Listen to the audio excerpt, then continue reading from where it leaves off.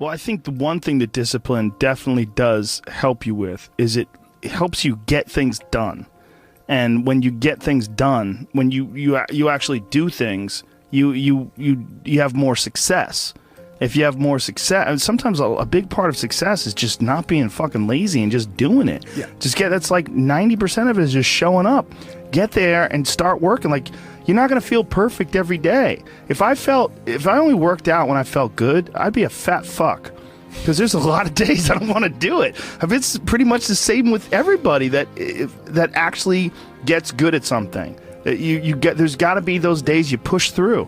And they're probably going to be more numerous than the days you don't. And so the benefit of discipline in my eyes has always been that through discipline, I get things done. Yeah. I always say that I'm like the most lazy, disciplined person I know because I don't want to do it. Yeah. But I always do.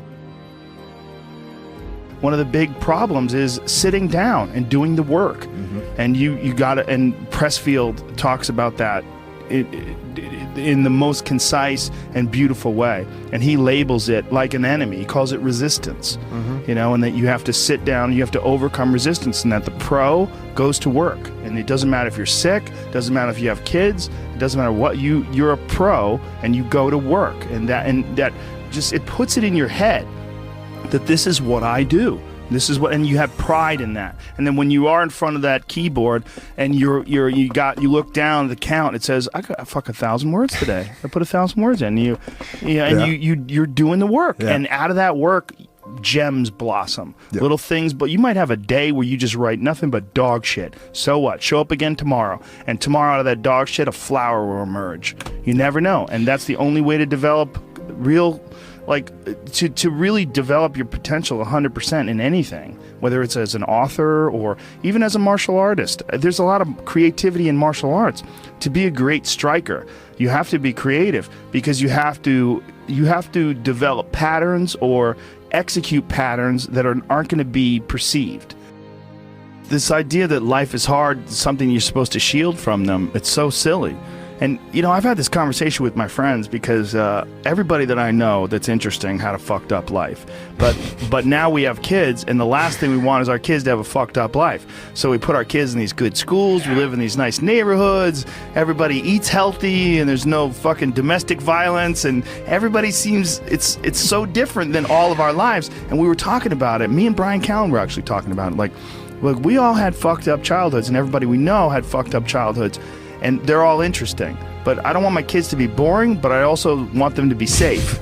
So it's like, how do you approach that? I mean, I think you get involved. This is what I've chosen to do, is get my kids involved in martial arts and give them the opportunity to pursue difficult things, and understanding that through pursuing these difficult things, like in accomplishing stuff, like you learn something about yourself. You learn that you have this ability inside of you to overcome.